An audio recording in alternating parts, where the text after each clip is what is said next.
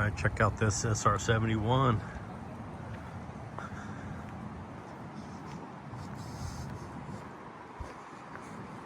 Here at Space Museum here in San Diego, Balboa Park. That is an incredible machine.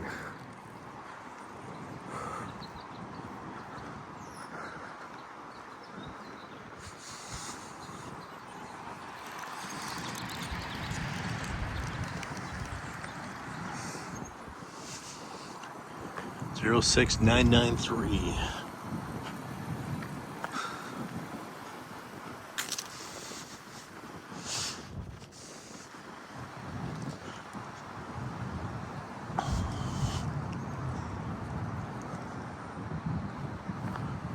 Such an amazing machine right there, huh?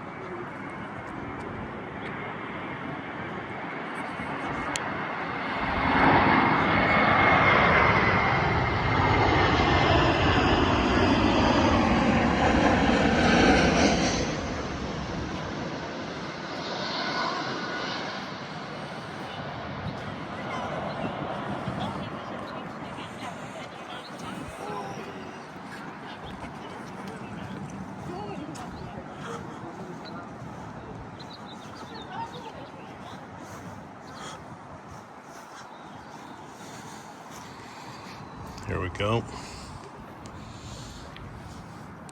A-12 BLACKBIRD 06933. Since its first official flight, this unique aircraft has been the uncontested winner of the world's continuing race for the skies. During its 28 years of service, the Blackbird was the only air-breathing aircraft in the world that was capable of sustained speeds in excess of Mach 3 at altitudes above 85,000 feet. Cloaked in secrecy in its day, and to this day, the Blackbird remains an enigma. Design and development was funded in 1959. The first flight of the first A-12 took place on April 26, 1962. Less than 3 dozen of these historic aircraft were ever built. They were powered by 2 Pratt & Whitney J58 turbo ram jet engines capable of 32,000 pounds of thrust each. The Blackbirds are 93% titanium and are capable of carrying 84,100 pounds of fuel. Few in number, the Blackbirds met our nation's strategic reconnaissance requirements for almost 3 decades. Typically, one of these aircraft could survey a strip of the United States 30 miles wide from coast to coast in an hour's time. This aircraft, serial number 130-06933, one of the original production A-12s, made its maiden flight on November 27, 1963. It was retired after 217 flights in August 1965, with a total accumulated flight time of 406.2 hours.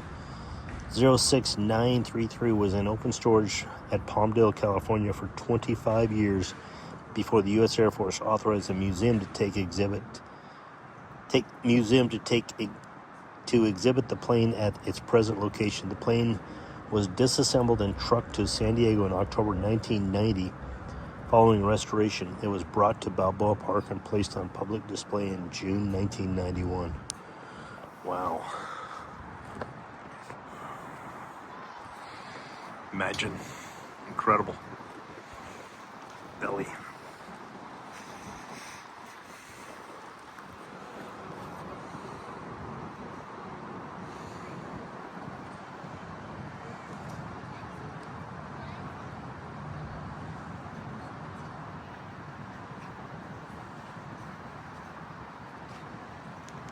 So Lockheed A-12 Blackbird, this remarkable aircraft series, is a tribute to the perseverance and creative genius of Clarence L. Kelly Johnson and his handpicked team from Lockheed's Advanced Development Projects Group, known throughout the aviation community as the Skunk Works.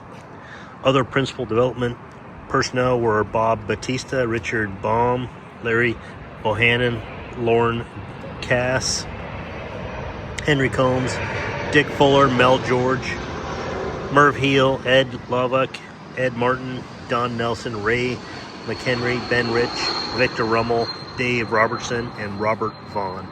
The Blackbird's first flight was made by test pilot Louis W. Schalk on April 26, 1962. The first test pilot to achieve a sustained speed in excess of Mach 3 in a Blackbird was James D. Eastham on February 3rd, 1964. Those responsible for this exhibit, 06933, was brought to the General Dynamics Convair facilities on Harbor Drive in October 1990 by Worldwide Aircraft Recovery Limited. After arrival, the aircraft underwent an extensive restoration that required 8 months to complete. Volunteer craftsmen from Convair's Alumni Association, led by Joe Miller, and volunteers from the museum's restoration shop, led by Norm Tuttle. Collectively, these volunteers were responsible for the aircraft's restoration and site preparation. Torrey Larson was the museum's project manager and designer of the structural mounting. Corporation and foundation donors: the Gildred Foundation, the Parker Foundation, the L.J. Skaggs and Mary C. Skaggs Foundation, the Kimberly Clark Foundation, the Ryan Foundation, the Rye Bloomfield Foundation, San Diego Trust and Savings Bank, General Dynamics Convair Division, H.G. Fenton Material Company, Bannister Steel Company, Leaf Steel Company, D&R Cement and Masonry Company, JAG Architecture, Cabrillo Crane and Rigging Corporation, Teledyne Ryan Aeronautical. Private benefactors were Dan W. Burns, Jeffrey G. Thomas, James Lemke, Mr. and Mrs. Thomas N. Warner, Philip M. and Marianne E. Profit, Colonel Carl E. and Mary B. Volter, John K. Funk, Henry T. Hank Lavin, Jack Nees, Frank Guard, Jameson, Mr. and Mrs. Robert E. Rice, James E. Fullerton Estate. Okay, that's it. Wow.